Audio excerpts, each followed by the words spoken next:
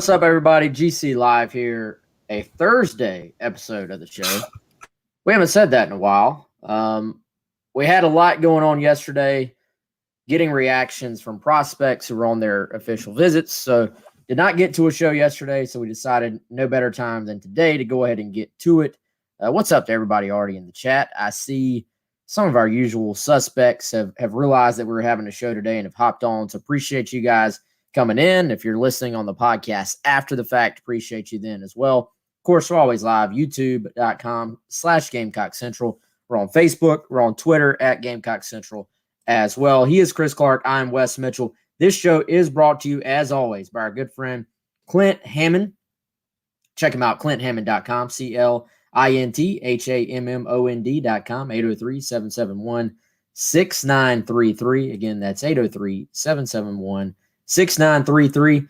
And the NMLS number is 71597. 803-771-6933, again, is the number. So it's a lot of numbers, but if you are in the market for a new home or you want to refinance, Clint is your guy. Promise you he can take care of you. We had one of our viewers, was meeting with Clint the other day. So hopefully he ended up getting a deal done there. Again, I'm Wes. He's Chris. Lots going on in Gamecock football. Recruiting is back. And in a month of firsts, South Carolina actually just completed the first official visits of the Shane Beamer era. Also, of course, the first official visits since everything got fired up again. Recruiting is back. OVs went Monday, Tuesday, Wednesday. Chris, obviously the feedback on these visits has been extremely positive. Somebody may say, well, they're official visits. They always are positive. That's true for the most part. Now, there are some rare occasions where things go wrong. And, man, I think considering that this is this staff's first sort of in the last week and a half has been like their first in-person recruiting experience together. Many of them, their first in-person recruiting at the University of South Carolina. And, obviously Jessica Jackson has been hosting official visits at South Carolina for years now, but Taylor Edwards, South Carolina's personnel director, has not. Drew Hixson, assistant personnel director, has not. So to me, sometimes it's easy to forget all the logistics and all the planning and everything that goes into an official visit weekend, or in this case, an official visit start to the week. I think it was actually probably a pretty good thing for South Carolina and the staff to have three kids in, knock out these first visits. It gives you a little bit of an early prep for what is going to be an absolutely ridiculous, wild weekend for South Carolina with double-digit official visitors on campus. Yeah, it is. It was sort of an indoctrination. South Carolina was able to, had word of the day. Word of the day, indoctrination. That's probably not even the right word, but whatever. They could dip their toes in the water a little bit more. 3 camps finished up. Obviously, a lot of activity on those days. Some unofficial visits, whether they were in conjunction with camp. A lot of times, Wes, we would see guys get shuttled, out of camp directly to a campus tour, for example. Unofficial visits on days where there weren't camps. And then obviously they were able to, like you said, kick off an official visit, a smaller slate, 3 guys, 3 big targets, but 3 guys as opposed to, 10, 12 at a time. And they were able to do that on some non-camp days. Now this weekend, as you said, that is going to it's really going to take it up a notch. Camps on Friday and Sunday. They have Saturday off. Presumably, Wes, they're going to pack in a lot for the official visitors on that Saturday. For instance, we saw with the official visitors that came in this weekend, they came in Monday, got there, sometimes a little bit later or in the afternoon. Tuesday was the day that was absolutely packed with activities, so the day 2. And then the third day, you're in exit meetings, and then you're getting home and things like that. You get 48 hours on the official visits for the paid portion that the school's allowed to do. And so we'll probably see a similar pattern this week, like, right, guys getting in on Friday for the official visits, a bigger group this time, not 3, a bigger group. Saturday, the staff will be able to be devoted to those official visits. But in between, Friday, Sunday, they'll be hosting a couple camps. And, of course, as usual, Wes, you and I will be out there on the ground at camps, and we'll be following the official visitors too. But already been a lot of activity, through these first, 10 days of June. It's June 10th, and about to go to another level this weekend. So I'm looking forward to it. It's going to be a good time. Yeah, we've had a lot of coverage on GamecockCentral.com. If you're not a subscriber, we actually have a deal going right now.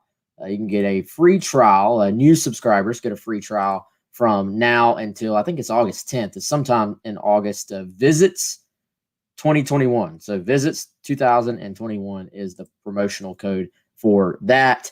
And by the way, real quick, before we sort of just move ahead to getting into these guys, shout out to Wade, one of our YouTube viewers. Had no idea. Wade, I saw your comment. I just saw your comment. Fresh out of the hospital after a week. Sorry to hear you had an accident, man. Sounds like something went bad, I guess. But glad to hear you're out. Let us know if we can do anything for you, man. Again, hate to hear that, but glad to see you're doing better. Wade, one of our names I see pop up often, part of the GC Live fam, Chris. So hate that for him, but glad he's doing well. Let's go through a few of these guys. I think we broke them down a little bit prior to the OVs, Chris. But, of the 3, I think, first of all, again, it went well with all of them. I get the impression that South Carolina, if I was going to put percentages on it, that they have the best chance out of these 3 to land Felix Hixson, the 3-star defensive tackle from Georgia. Jackson, Georgia, I believe, is the area that his school is in. And for one, it's just a little bit more manageable competition. I think you look at where he's going to take visits to. He's already been to Wisconsin, South Carolina this week. He's going to Illinois, Georgia Tech, and Virginia. So a little bit more manageable. And, I think coming in, it was sort of South Carolina and Georgia Tech. The way I would describe it, just based on the feedback we got from him, the vibe he got, I think South Carolina has sort of set the bar as far as his visits go. Now, the Georgia Tech visit, they'll have the home field advantage. They'll have the home state advantage. We'll see how that goes. But I think Jimmy Lindsey has done a really good job of getting in here early. As soon as he got the South Carolina job, he was in touch with this kid. And I received some more feedback last night that mom is very comfortable with Jimmy Lindsey. And, he took the visit with his mother. You're always, Chris, in this stuff, you're always sort of trying to figure out who's if the kid is the decider, who's the other person heavily involved there. And I think mom in this situation is very comfortable with Jimmy Lindsey, very comfortable with South Carolina. That's a good sign for them. Again, visits to come. So things can change in recruiting. We know that. But I think South Carolina has sort of set the bar for the future visits for Felix Hixson. Yeah, really good foundation that they laid. And I think, as time has gone on, since Shane Beamer has built out this staff, there were certain things that we heard about, the type of staff he wanted to put together. Once it was evident, kind of who was coming on board. There were certain things that we heard that they were really going to accentuate in recruiting.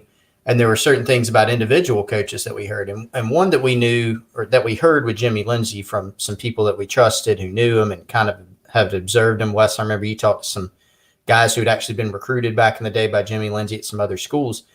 We heard that he was going to do a really good job, building relationships, and that he would bring some ties in the state of Georgia. And so Hixson, obviously from Georgia, he's a guy that, as you said, Jimmy Lindsey kind of right away, jumped on. He's someone that he knew about and someone that he wanted in on. And so Georgia Tech is going to be out there. These official visits, you anticipate, they're all generally going to go well. There are exceptions to that rule. We've heard some stories in the past from visits maybe didn't go well at certain places. For the most part, they are. And so I think it went as well as it could have based on all the different feedback we got with Hixson. We'll see where things go from there. But South Carolina, I think you put it very well. They set the bar Georgia Tech is probably, because of proximity and because of, their style of recruiting and how they're trying to recruit, I think they are going to be a factor. And Hixson's even on the record before he started his official visit said those were kind of the two that were sticking out. So you would anticipate that remaining the case, but this is a guy where there's a lot of mutual interest, between both parties here, and South Carolina could end up being kind of difficult to beat. But we'll see where things go the rest of this summer. Yeah, just I don't know, man. Call it a vibe. I know you can't always tell. I know people like to read into recruits, interviews and stuff. I tend to try not to read into the interviews. To me, they don't mean a whole lot. They mean a lot as far as gathering information. When are you going to official to places? When are you going to visit other places? Who's coming at you the hardest in some cases?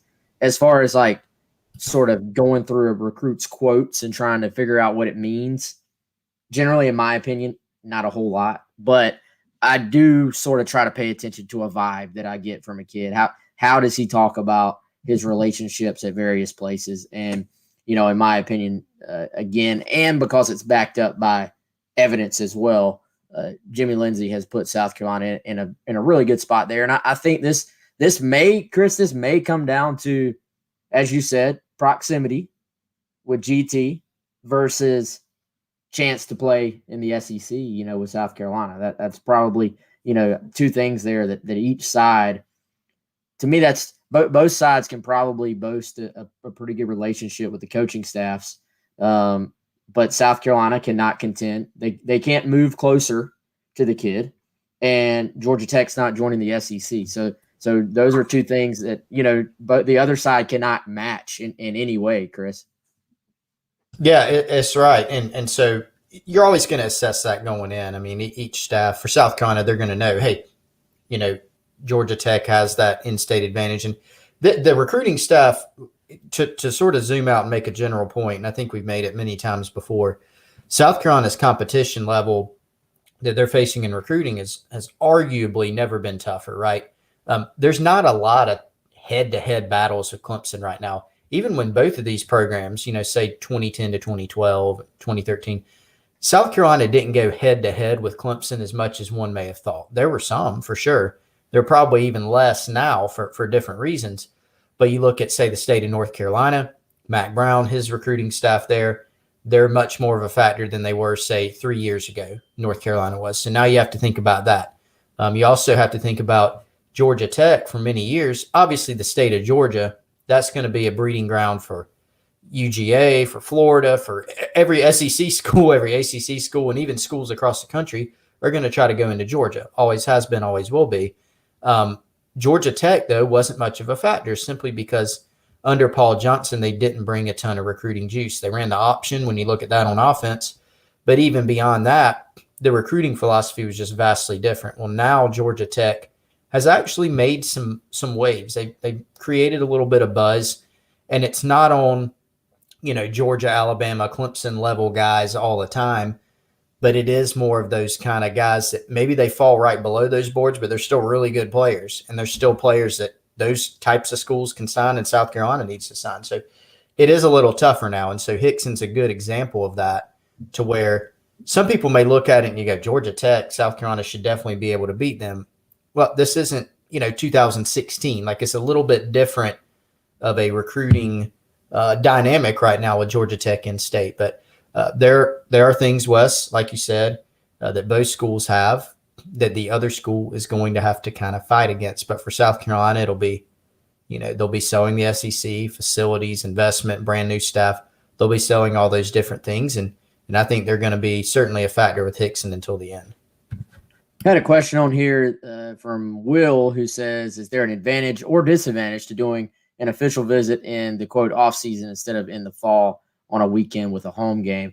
It's a good question. I think as time has gone by, it feels to me like coaching staffs have sort of gravitated more towards doing them when there's not a game, doing them when you're not in season.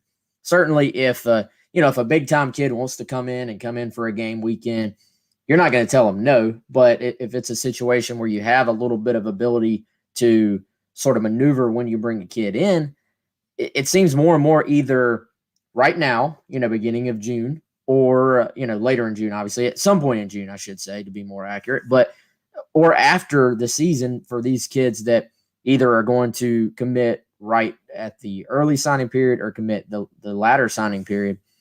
They sort of have these big weekends sort of right before that. So, there's obviously always advantages to each, but I think if most coaches had their choice, you probably want the kid coming in for an unofficial for the game, enjoying the atmosphere, and not having that sort of, you're talking about 3-4, hours, and throw in the pregame, throw in the postgame.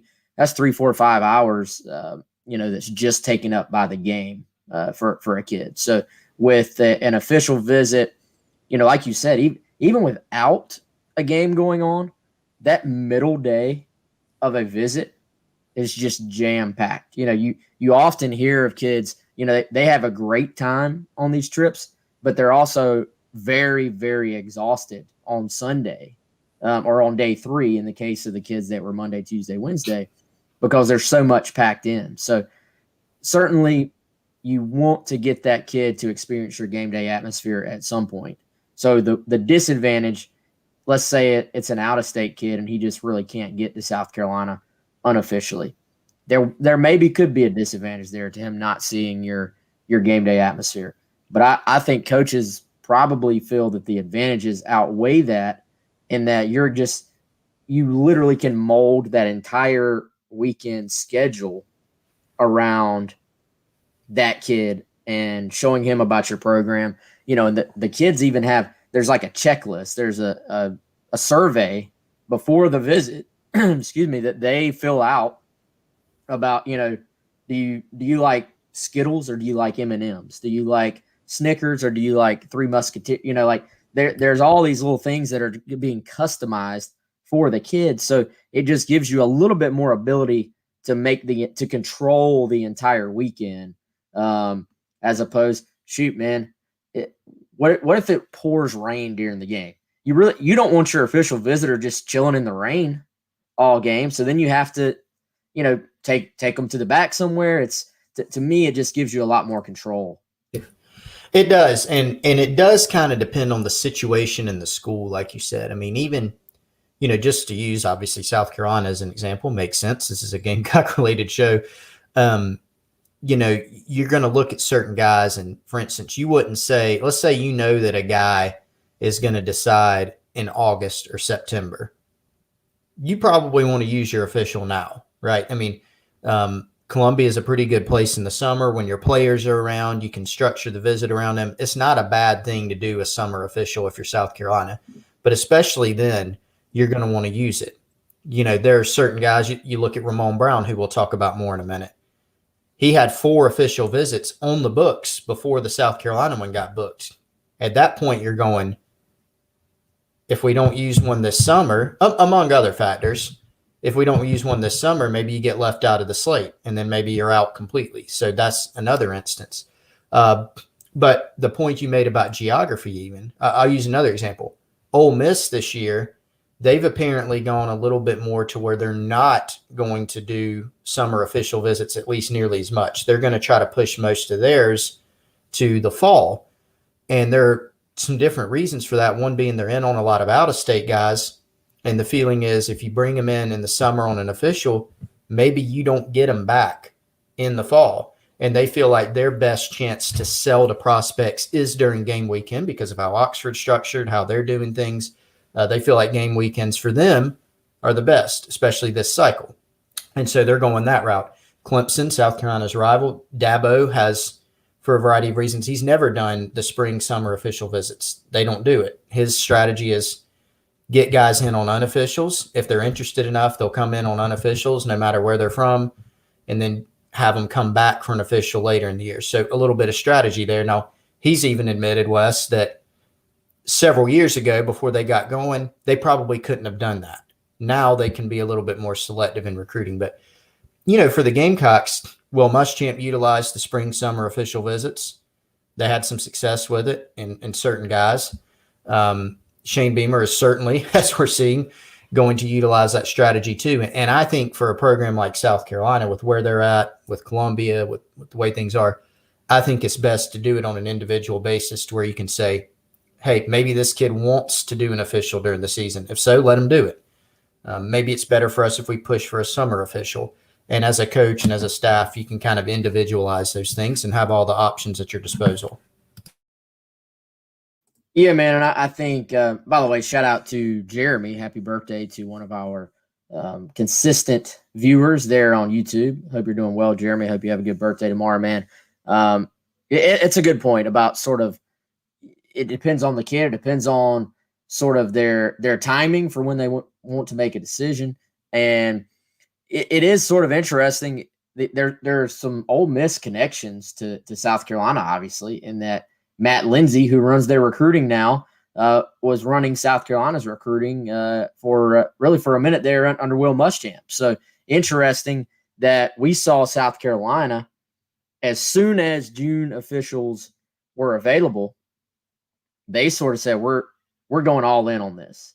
And then now he's over there, and it's a little bit different approach. But, different schools are going to, I guess, see different advantages and different disadvantages to how they do it. So interesting there. And you know what else would be interesting? It'd be interesting to see if Shane Beamer adjusts and decides does he like how it is right now, or is it a situation where it plays out and he says, let's push more to later in the year. And if a guy is like, hey, I'm going to be done with the recruiting process, like I'm over it, I want to get finished before my senior year, I think it makes a lot of sense to just go ahead and burn that official. If a guy is talking, signing day, getting deeper into it, especially if it's an in-state kid or a state that's nearby, if I feel like I can get the guy in, then I think you bring him in for the unofficial first and save the official for later. So those would probably be my factors when I was deciding that. The other biggest factor, though, would be if I'm a long shot, then I'm letting the kid do whatever the heck he wants to do. Like anything I can do to get him on campus. And we're going to shift to Ramon Brown here in a second, but I think that was kind of one of those situations. They were fighting from behind. He became a priority. There's always a shift in priorities when you have a change in coaches. Ramon Brown has been a huge priority for Montario Hardesty since he took over. The Gamecocks, I think safe to say, Chris, they were fighting an uphill battle. They were behind schools that had been on him longer. Hardesty, this staff, they fought and just put themselves in the position to get the official. That was considered a major win, in that football ops building for South Carolina. Just getting him in on the official was a win. The next step was for it to go well. It did. Now, the next step after that is to see where did it make enough difference. How does he compare it to Penn State? How does he compare it to the other opportunities for him? So we're going to go into Ramon here in a second, but there have been a couple of questions. Sometimes, and I think this is one of the challenges of our job, Chris, we try to get so deep into the weeds with recruiting that it is also easy to forget that some people follow all the into the weeds recruiting stuff. Some people follow recruiting from more of a big picture standpoint. Some people read our site every day. Some people read our site every week. Some people just read our site every month. Y'all need to read it more if you're an every month person. But point being, sometimes we probably need to take a zoom out and describe a little bit more about the recruiting process from that standpoint. This is probably a great time to do it, judging by a couple of the questions I'm seeing and judging by the fact we have not seen official visits anywhere in over a year. So Alex has a question. Is a standard official visit 3 days? How are they set up? And then where'd she go? Lisa wants to know what's the difference between an official and an unofficial visit.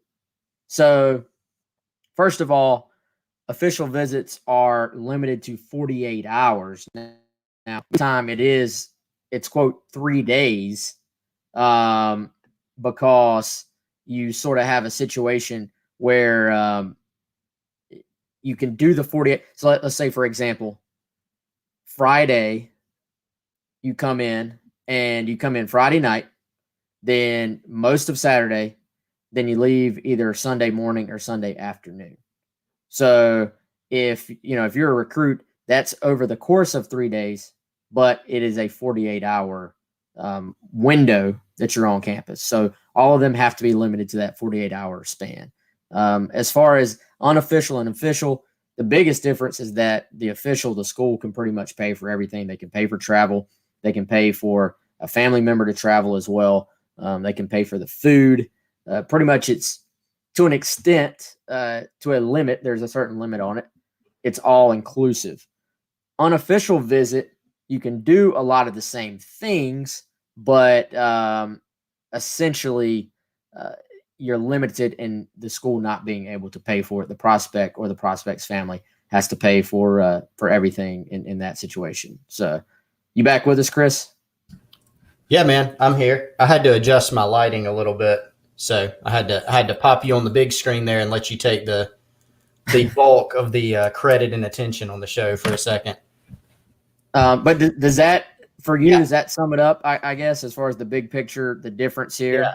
Yeah, it does. I mean, five official visit limitation, obviously, and then the various things that schools can pay for. A couple other smaller things that you may have mentioned, and if you did, sorry. But, entertainment within reason is kind of how the NCAA's vague legislation covers official visits. So, for example, you'll see players do something like this past weekend, they went bowling at the Grand, right downtown on Main Street. So that would classify as entertainment within reason. The current players, the player hosts, each official visitor typically has a player host that kind of shows them around and hangs out with them the whole weekend, things like that. They strategically kind of pick who that may be. And they get, basically some spending money, for lack of a better term, that's limited, that they can use to go entertain that person. And it has to be within, I want to say it has to be within 30 miles of campus, something like that. So they can't say, hey, let's go to Myrtle Beach or something. They obviously can't go do that. You got to stay on campus or around campus, which they do anyway. So that's about it. There are certain timelines for official visits. It's different for junior college guys. Seniors, obviously, a few years ago, guys that were, going into the next cycle were obviously able to start doing these spring and summer official visits that we're talking about right now. This is a little bit of a newer thing, but you get 5 total. Unofficial visits really can start, basically whenever. And we see that all the time. And those are kind of unlimited unless it's a dead period when you can't go on campus at all or coaches can't go off campus to recruit. Yeah, by the way, shout out to my buddies Rob and Zach. Just got a text that they're listening in. And Jason wants to know why we're on here on a Thursday. We had a lot going on yesterday. We've actually got a lot going on tomorrow. We may or may not have a pre-recorded version of the show for tomorrow to preview the official visits. We'll see. But the schedule has been ridiculous as far as stuff going on the site, which we're happy for. Don't get me wrong, not complaining at all. But it just, the sort of set in stone Monday, Wednesday, Friday, 2:00 thing has not exactly worked. So we pushed it to today just because there were a lot of visits going on. So wanted to get to that. But here we are Thursday. Maybe we got a little different crowd. Maybe we got some people who have never joined the show or haven't been on the show in a while who are listening in. Generally, we do 3 times a week, Monday, Wednesday, Friday, 2:00. As you can see, we have to adjust every now and then. So, Chris, Ramon Brown, again, a guy South Carolina's sort of pushing to make a move. And I think, first of all, dude, I was told the dude looks outstanding physically. Like that's one of my most interesting things when these kids visit is the little feedback we get on what do they look like sort of off the hoof, you call it. What do they look like physically? Ramon Brown is a very explosive running back, makes people miss. His highlight, which we played on Monday, is just clip after clip after clip of him breaking off long, explosive runs. I pictured him in my head being like a smaller guy. Apparently, that's not the case at all. Very well put together, impressive looking prospect. And I think South Carolina, Chris, is in a position at the running back position where they actually have been able to be a bit selective. They have sort of such a good running back room on campus already. You're not going to take – sometimes, let's be honest, coaches have to take a chance on a guy just because they've got to fill some numbers. That position is not at that spot right now. You can be a little bit selective with who you take. They've taken more of a home run approach to the running back position. Jalen Glover in this weekend.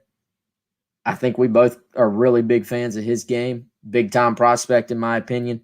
And then Ramon Brown, man, I don't know if I realized quite how good he is. You look at the film and you're like, okay, I get it. I get why they're so high on him. So I think my big takeaway from the visit, though, was that South Carolina has put themselves in the conversation. Montero Hardesty obviously did a great job. We assumed that was going to be the case. And now we'll see how these other visits go for him and see what the feedback ends up being as he has more experience to compare it to as far as other visits go. Yeah, I mean, this is a swing for the fences type scenario, right, for South Carolina, and that's good. I mean, there are a few positions where South Carolina's taken big swings on guys. You know, Oscar Delp at tight end, you kind of look at it, and he's the target right now. We'll see what happens if they don't get him. You know, there's still a lot to determine there, mainly in this month of June. But a couple guys like Ramon Brown, Jalen Glover that you mentioned, both four-star guys, both really good backs in this region and even nationally. Those are guys that South Carolina's taken a swing on. And it's clear, you've alluded to this even today, Wes, that as soon as the staff was fully in place, that they were going to go make a run at Ramon Brown and try to see if they could become a factor. And they were able to their credit. And they got him in. And as you said, it went well. And so now it's about just continuing the process and seeing what you can make happen. Penn State this weekend, already taking an official to West Virginia right before the one to Carolina. But Penn State this weekend, then Maryland, then Virginia Tech, unofficial visit possible to Tennessee. And interestingly on Brown, may make a choice sometime July, August, probably before his senior season. So interesting timeline there. They're not going to really drag it out, but all the indications are really good, Wes. And you're right. This guy is really put together. Somebody, I think it was Travis in the comments, asked if he's a legit 200-pound running back. He is. He's a legit 200-pound running back. He's a legit 5'11", really good size. And then, as you said, man, the film is excellent. So you can see why South Carolina likes him and has prioritized him so much. And they let him know that this weekend based on the comments that Ramon told us. So they'll see, you know, it's a wait and see. You take a big swing. He decides kind of early, so you're able to see, you know, what happens there. Another interesting tie, you know, that he mentioned in the story we did with him was his high school head coach played for Frank Beamer at Virginia Tech, and so had really good things to say to Ramon about Shane Beamer. His high school head coach has known Shane Beamer since he was a little boy, and so had really good things to say about him. And just another little thing that, you know, could end up helping the Gamecocks down the road. So good competition here, and we'll see what happens. Yeah, that maybe, Chris, gives you a little built-in credibility if you're South Carolina. You know, if you're the kid, first time meeting these people in person, probably a little bit overwhelming as far as this entire month goes. You're taking all these visits. And, you know, I think for him, just having a little extra, hey, you know, this family's okay. These are good people. Probably it doesn't hurt. I know that definitely probably helps. So, by the way, I'm glad somebody asked this because I want to talk about Jaden Gibson, the wide receiver, before we end the show. So let's go ahead and do that before we get into Abdul Carter, because I know I won't forget Abdul Carter because he's one of the big three official visitors. Let's hit on a couple of unofficials from this week as well. But before we even get into that, Chris, how about the new graphics at the indoor facility? There's been a lot of comments on social media about that. Pretty cool. And I think just it's kind of one of those things, man. For me, it goes into the category of paying attention to the small things. Like are the graphics in the big picture of things really going to win or lose games? Probably not. But if you're going to be a new program, if you're going to try to turn the program around, if you're going to try to put your own stamp, I guess is maybe the best way to say it, on a program, you got to pay attention to the little things. And we have not seen the new graphics in person. We'll see that tomorrow at camp. We've seen the videos online as well, the photos online. And for those who have not, you can see them twitter.com/GamecockFB. And the reviews from the fans that I've seen, though, have been really positive. Yeah, they have been. And, we were interested when we went to camp at one day. We noticed there were three graphics, I think, that remained up. I was going to say two. One of them was South Carolina's, some former All-Americans and things like that. Steve Wadiak, George Rogers, those guys were up there, Sterling Sharp.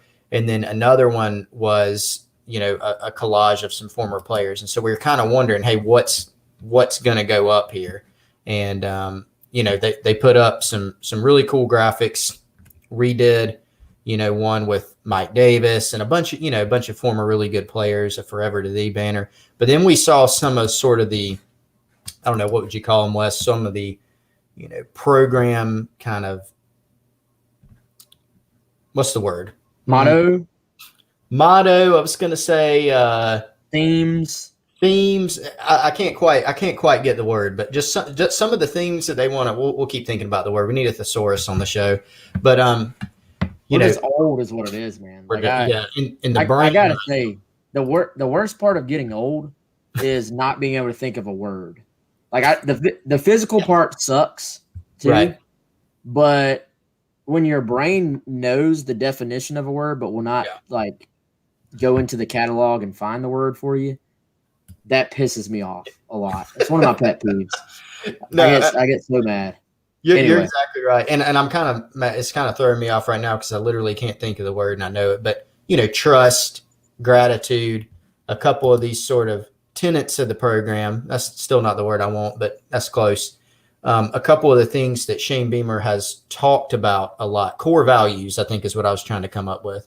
Some of the values that he's expressed a lot from his opening press conference to a lot of the other media opportunities, talking to his players privately. Even some stuff we've heard from recruits who visited, who've talked to Shane Beamer and other coaches, just some of the things that he talks about a lot that he wants his program to be about are on those little, the small graphics that are coming out. And I thought that was a pretty cool touch because when you walk in the building now, I think one thing that Shane Beamer wanted to do, whether it was the ops building, the indoor, whatever, wherever you interact with people that are associated with the program, is he wanted the vibe to be kind of team first, positivity within the culture. Those are kind of the things that he's driven in: trust, gratitude, love. That's another one of the banners.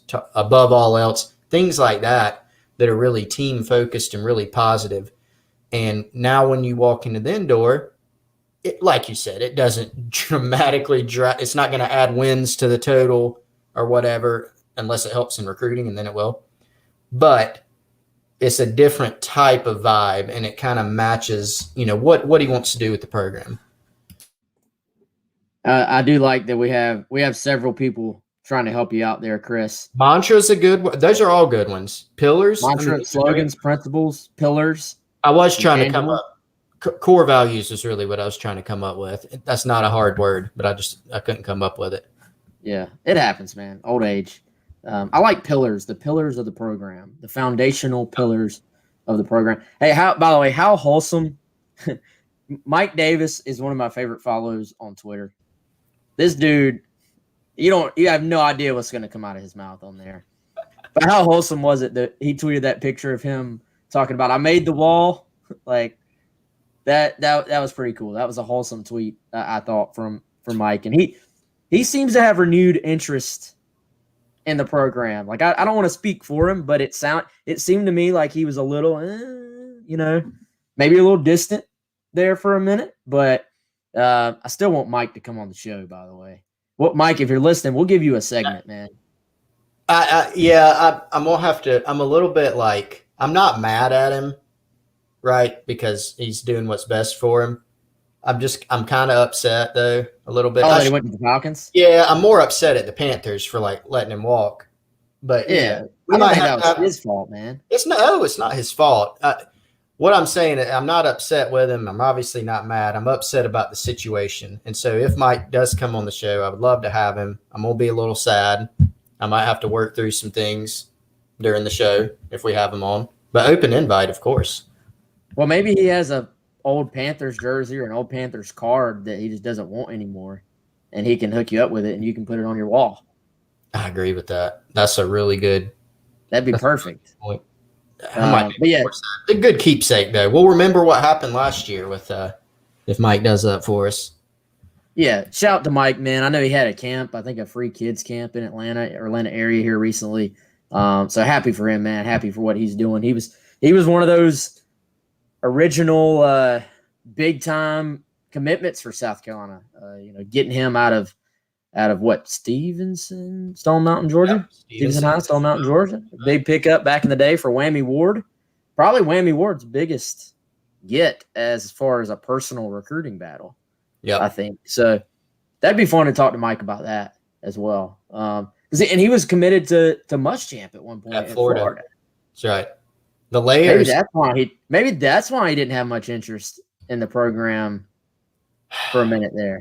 There was still, Mike very active on Twitter, and there was still, I recall some positive talk towards Muschamp and towards South Carolina during that period. Can't remember for sure, but you're right. Maybe there are a few guys that you look around and you kind of go, why hadn't that guy been back in a while? Yeah. Like Jared Cook's one. Jared Cook hadn't been back in a while, has he? It doesn't seem like. No. What's another one? Open invite for Jared Cook also to come on the show if he or his agent. I'm sure his agent's watching the show. Come on. We'll be glad. Hit us up. We'd be glad to have him on. All right. Yeah, we're going to get Mike on. That's a promise. We're going to find a way to make that happen. Hey, by the way, do we go ahead and talk about our next upcoming big guest, or is it too early? No, I think we have to because we don't know what's going to happen tomorrow. That's right. So, do we know the time? Yeah, we know about the time. It could get delayed because people are busy and things like that. But yeah, okay, all right. We're gonna tell them. We're gonna talk about one thing, then we're gonna tell them. In the meantime, it's not hard to figure out. But y'all guess in the comments who you think our Monday guest will be for the show. If you're listening to it live right now, throw it in the comments. Who is Monday's guest? And then, of course, maybe we'll get y'all to go ahead and throw some questions in there. We're trying to think of some good questions for this guest. Not the same crap everybody asked this person. So we're trying to think of some good stuff to ask and want to hear from you. But first, guess who the guest is for Monday. The winner gets nothing except our love. But, okay, Jaden Gibson. Hey, no, Kyle. First guess. But, so, Chris, Jaden Gibson, not an official visit for him. He is a wide receiver from Florida. Another one that South Carolina. Now, you know what? It was kind of for me, it was a little disconnect with Jaden Gibson because I had heard that South Carolina sort of felt like the communication had been good for a while. But then he wasn't mentioning South Carolina a ton as far as his official visits. Well, they get him in on a multi-day unofficial visit, and the feedback has been tremendous that South Carolina did a really good job here. The kid's listed 6'4", 6'5". I'm told he's like legitimately 6'5", maybe even in that 6'6" range. That was the feedback I got on him. Just massive kid. This is the type of dude that I think helps change the receiver room if South Carolina can get him. If you could pair up Jaden Gibson, who, by the way, I think we use the word outdated for his low 3-star ranking. That proved to be true. Now a mid 4-star, much more accurate as far as what I think of him as a prospect. Justin Stepp gets him in on campus. Feedback there has been great. if you could talk about maybe pairing him up with an Antonio Williams and a couple of other guys in this class, then you'd change that room in a hurry. Still going to be a difficult get for South Carolina. Lots of Florida connections here, but in the conversation now, and I think this is maybe where recruiting momentum comes in, man. This is the type of guy, maybe you start adding some other prospects to your commit list. Kids like this maybe start to take notice of what's going on with your program. Yeah, and really, really talented prospect. I think I was looking west the other day. I knew that this kid had a bunch of offers, but I think he's pushing 40 offers or so in 35 range, something like that. Obviously, South Carolina has been, as you said, Justin Stepp, as soon as he was hired, all over a bunch of different targets that, in-state guys he started with, expanded out all the way to Texas. Obviously, just coming from Arkansas, had a lot of ties there in Texas where they recruited a lot and all over the place. And so Florida is an area that South Carolina has gotten into with receivers, have gone up to Maryland, up to New York with a guy like Addison Copeland. But Florida is going to be a state where they want to do a little bit better. And Jaden Gibson, a really talented guy. And so for South Carolina, I think it was just all about, can you get him to campus in some form or fashion and try to make a move? And they did that. Stepp was able to accomplish that. And now they're squarely in the mix. To Wes, I think we both kind of independently heard that South Carolina's now in line to get one of his 5 official visits. And it was almost different, but a similarity to Ramon Brown in which you're kind of going, okay, he's got 3 or 4 of these things scheduled, or 3 or 4 schools that he's definitely going to. It's South Carolina's one of a handful that's kind of vying for one of those last spots. Can they get it? And so they were able to get him in unofficially for an overnight trip. That was really good news for them. It went extremely well. And now they're in line probably to get an official visit later. I think Miami, Baylor, Tennessee are 3 that are set up. South Carolina and Florida are probably going to get the last 2. And as you said, man, Florida with significant ties here. And will they maybe be tough to beat? Maybe so. But this is a kid that's good enough to take a swing on. And Justin Stepp's really good at what he does from a recruiting standpoint.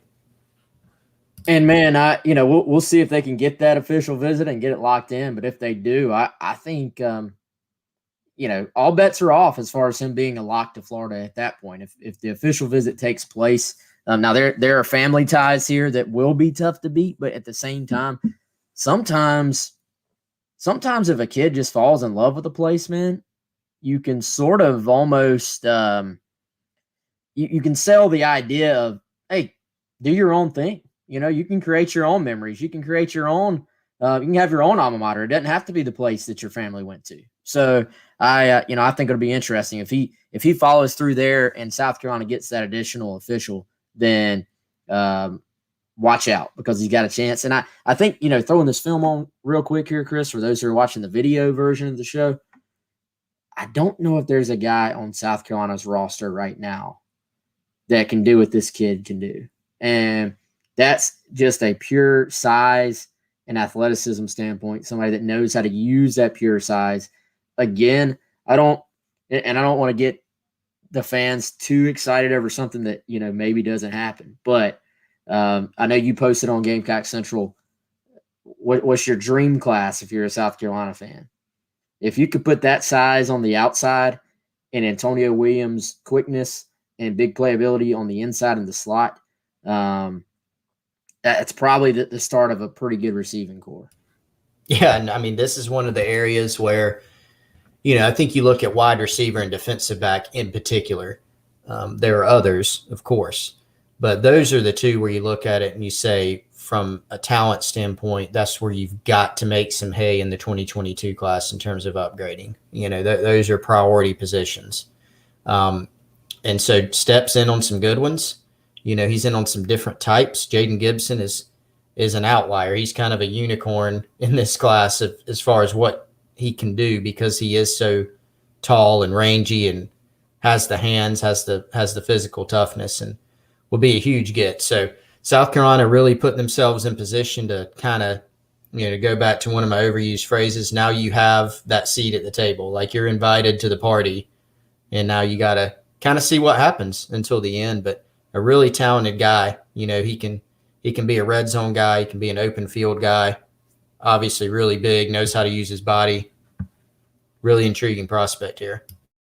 Yeah, and Gamecocks will host some more receivers this weekend officially. Peter Kikwata, kid out of the Northeast, and then actually Chris, one of my favorite recruits, CJ Smith, a kid out of Florida, that South Carolina is battling, I believe, with Florida again. I think Florida is probably the toughest competition there for South Carolina too. But a kid that's actually been to Columbia before on some of his track meets. This will be his first time to really get here officially. Did the whole virtual visit thing, but that'll be a couple of guys to really keep an eye on this weekend and see how those visits go. But you start to see, man, I think especially at at the running back position, at the receiver position, at DB, just a load of big time guys are coming through this school right now on visits in June. And to me, you're never going to get them all, but just if you put yourself in the game with enough of them, chances are you can steal a couple of these kids, and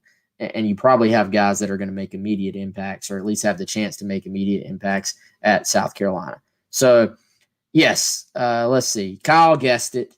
Shane Beamer, Gamecocks head football coach, will be on GC Live on Monday.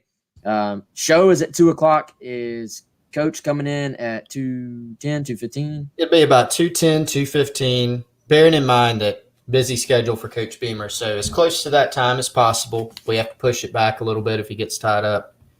We will certainly do that. But Wes apparently going to have him for about 15 or 20 minutes. So looking forward to that conversation for sure. Yeah, so all you hooligans in the chat, you better be on your best behavior on Monday as Coach Beamer comes in. This is like when your parents warn you ahead of time.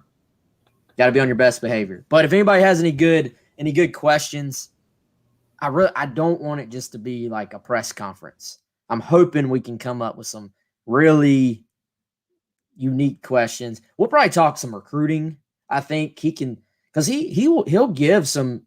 He can't talk about the prospects specifically, right? But he's given some insight in some other interviews about some things in the recruiting process. I thought it was interesting. He told JB and Goldwater that a coach had told him something, and then a high school coach texted me and said the exact same thing.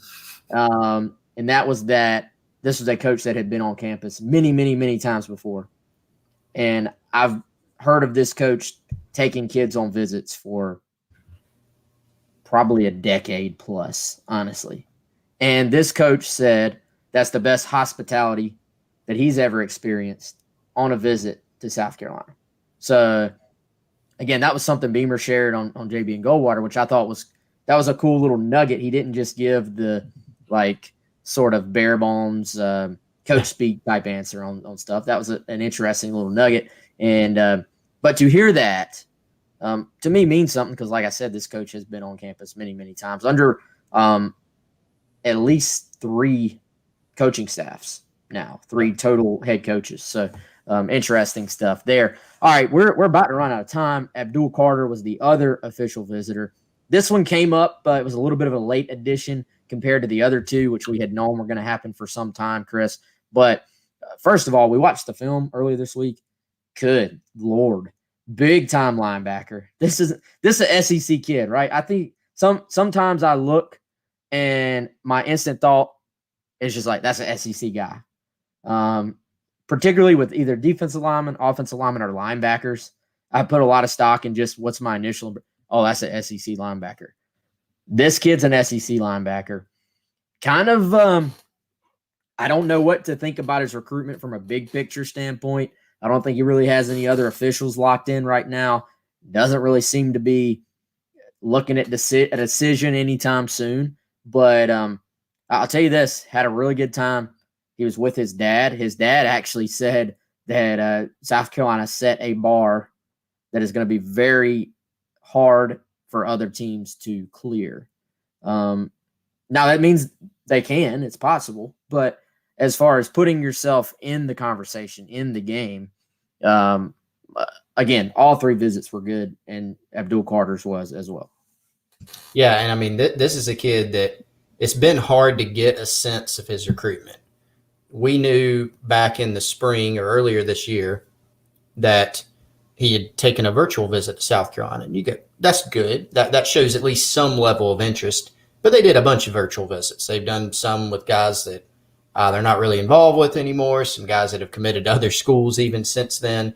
So it's kind of like, okay, did a virtual visit. That's good to know. Where do things go from there? Do they take the next step? And so obviously they go ahead and they get an official book with Abdul Carter. He's one of those kids that he's from Philly. Maybe you're not really sure if you get him on campus again, go ahead and lock in a summer visit. Good time to do it for him. They get one, like you said, really good feedback based on that visit to where, again, South Carolina now has, as you said, his father said, set the bar, and it can be overcome. Penn State's going to be a big factor here. Rutgers, I think, is a factor. They've kind of experienced a little bit of a rebirth, I guess you could say, in recruiting up in that area. They're recruiting well, man. They're doing a good job. I mean, Jacob Allen, big-time New Jersey kid from the Hun school up there, kid that South Carolina was in on. They're able to get him. They got a 4-star quarterback, Gavin Wimsatt, I believe, out of Kentucky. So they've done a nice job at Rutgers. So there is competition in the Northeast, but for South Carolina, they're selling, hey, come down to the SEC, come play down here. And he seemed to really, really like what South Carolina had to offer. So where it goes from here, it's kind of hard to tell, especially because, as you said, man, maybe not a firm timeline, maybe not a firm slate of official visits. So there's a little bit more uncertainty there. But if you're the Gamecocks, you're now in position to where you're a factor here. And so that's what you can ask for a guy like him. And position of need, man, for sure. Yep. Linebacker is.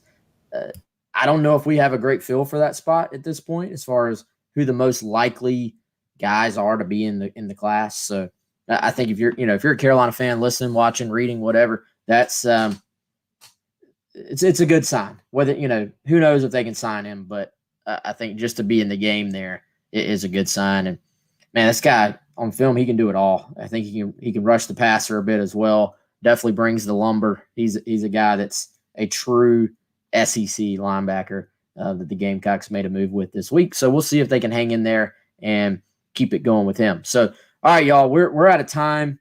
Chris, we got camp Friday. We got camp tomorrow. We're obviously doing this on Thursday.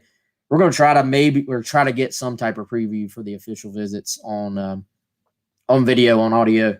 But if not, we'll, of course, have complete coverage of it on GamecockCentral.com. We've already got a complete list on our front page right now. If you're a subscriber, that will take you through the guys that are expected in. And tell you what, Chris, before we knock this thing out, before we get out of here, how about the news we got yesterday? We already, most of the guys on the official visit list, if you've been paying attention to the show or the site, you're already aware of how big that list had gotten.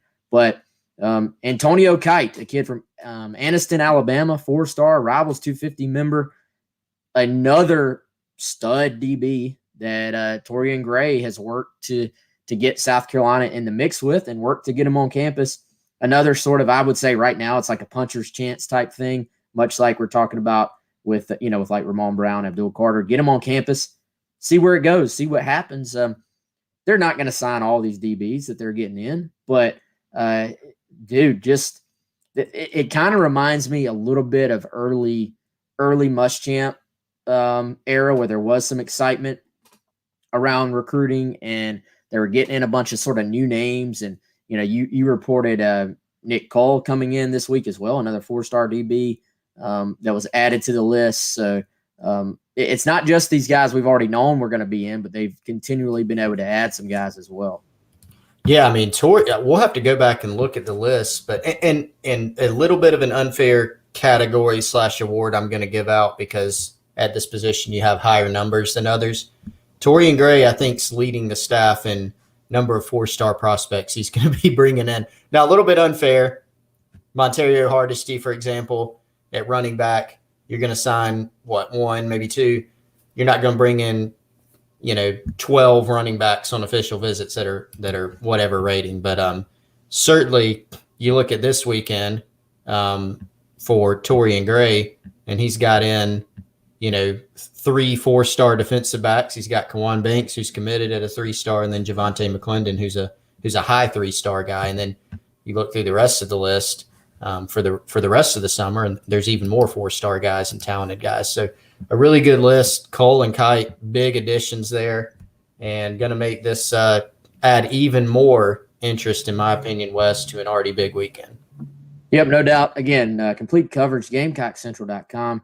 If you're not a subscriber, use the code VISITS 2021. That'll get you free trial until August 10th. So come check us out, GamecockCentral.com. He's Chris. I'm Wes, and we'll see you all soon.